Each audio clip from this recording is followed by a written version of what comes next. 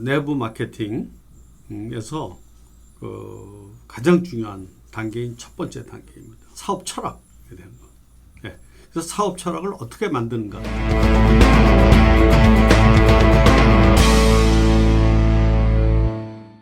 네, 구독과 좋아요, 알람 설정을 부탁드리겠습니다.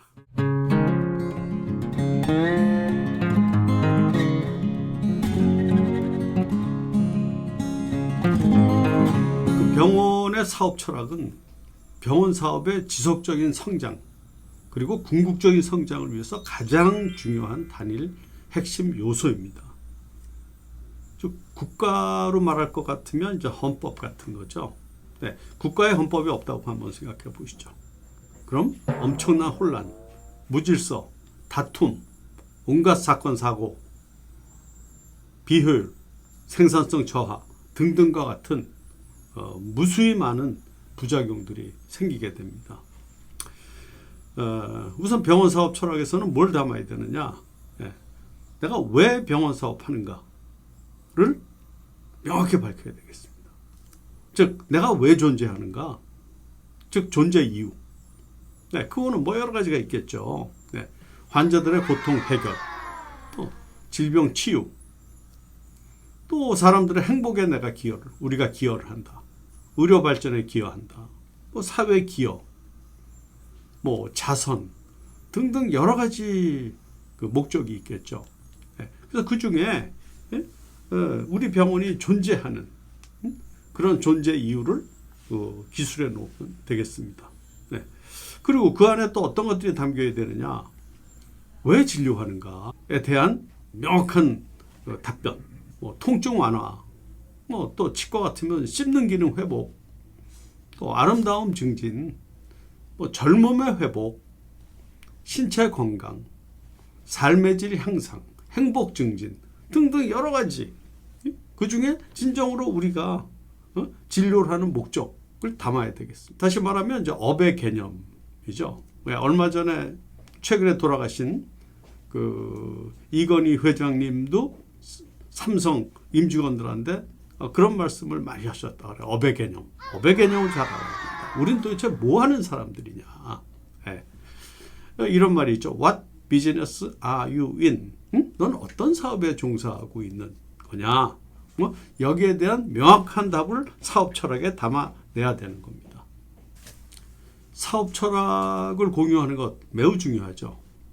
그것은 뭐 병원에 투자한 투자자, 또 경영자, 진료에 임하는 의사, 또 직원, 간호사, 또 환자, 고객, 지역사회 등등 모든 사람들이 우리 병원의 사업 철학, 목적을 공유하는 것 매우 중요합니다. 우선 국가별 헌법 1조를 한번 살펴보도록 하겠습니다. 대한민국 헌법 1조는 이렇습니다. 대한민국은 민주공화국이다. 대한민국의 주권은 국민에게 있고 모든 권력은 국민으로부터 나온다. 중국은 이렇게 되어 있습니다. 중화인민공화국은 노동자 계급이 영도하고 농공연맹을 기초로 하는 인민민주주의 사회주의 국가이다. 일본입니다. 천황은 일본국의 상징이고 일본 국민 통합의 상징으로서 그 지위는 주권을 갖는 일본 국민의 총의에 근거한다. 그런데 이러한 국가의 헌법이 없다면, 병원 조직의 철학이 없다면 엄청난 혼란과 무질서와 갈등과 비효율 이런 것들이 생기는 게 너무나 당연한 거죠. 그럼에도 불구하고 제대로 된 사업 철학을 갖고 있는 병원이 거의 없습니다. 그것이 바로 우리나라 병원들의 낙후성을 의미한다고 볼 수 있겠습니다. 그러면 지금까지 없었어요. 그럼 만들면 됩니다. 철학을 만들면 됩니다.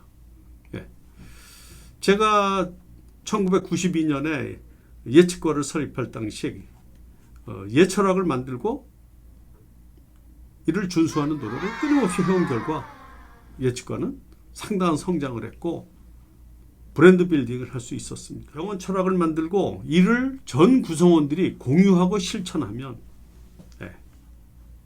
여러 가지 생길 수 있는 혼란과 무질서, 갈등 이런 것들을 해소시킬 수 있고 소통이 증대되기 때문에 브랜드가 확립이 되고 재무적 성과 또한 좋아질 것이라고 믿습니다.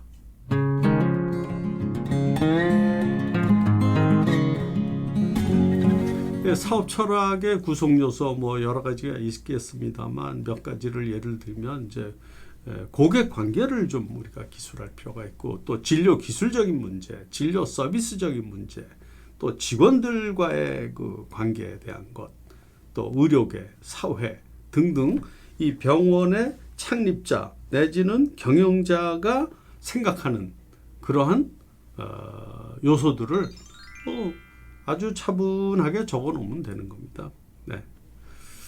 그리고 그 우리 철학이 제일 위에 있으면 그 다음에 이제 우리 목표를 정할 수가 있고, 네. 그 다음에 이제 목표에 따라서 정책을 만들 수가 있고, 그 다음 절차, 표준, 뭐 마지막에 이제 규정, 뭐 출퇴근, 뭐 등등 여러 가지 잘잘한 규정을 담을 수가 있죠. 근데 그것도 다 궁극적으로는 철학과 연결이 돼 있는 거다. 네. 뭐 마치 국가가 헌법이 있으면 헌법하에 법률을 만들고 법률이 있으면 뭐 그다음에 뭐 행정명령, 뭐 대통령령 등등이 있고 그다음에 마지막으로 조례 수준의 그 아주 작은 걸로 내려가게 되죠. 그렇지만 이 모든 것이 헌법에 맞아야 되는 거죠. 그래서 헌법에 맞지 않는다고 판단되면 국민 어느 누구나 위헌 소송을 할 수 있고 그걸 위해서 헌법재판소가 존재하는 겁니다. 네. 물론 병원에서 이런 거대한 조직을 갖출 수는 없겠지만 그래도 경영자는 이러한 흐름을 잘 알아야 되겠습니다. 네. 그러니까 철학은 뭐 말뜻 그대로 너무 어렵고 무거운 것이 아니라 구성원들의 매일매일의 병원 생활에 살아 움직이는 것, 살아 숨쉬는 것 그렇게 생각해야 바람직합니다. 그래서 이 특히 병원을 운영하는 경영자는 항상 철학, 야 내가 지금 하는 결정 이런 것들이 철학에 맞느냐, 혹시 철학에 위배되지 않느냐 이런 것들을 항상 생각해야죠. 즉 고객관계라든지 뭐 진료 태도라든지 뭐 장비를 구입한다든지 또 뭐 치료비를 결정한다든지 뭐 인사정책이나 이런 모든 일들의 방향성과 지침을 바로 이 철학에서부터 비롯되는 겁니다.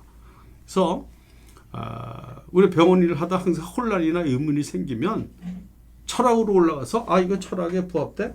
그럼 하는 거고 철학에 부합되지 않아? 그럼 안 하는 거고 또 두세 가지 중에 하나를 결정해야 된다 그러면 그럴 때 또한 철학 어떤 것이 철학에 더 가까이 있느냐 이렇게 하면 결정도 쉽고 또 올바른 결정을 내릴 수 있을 겁니다.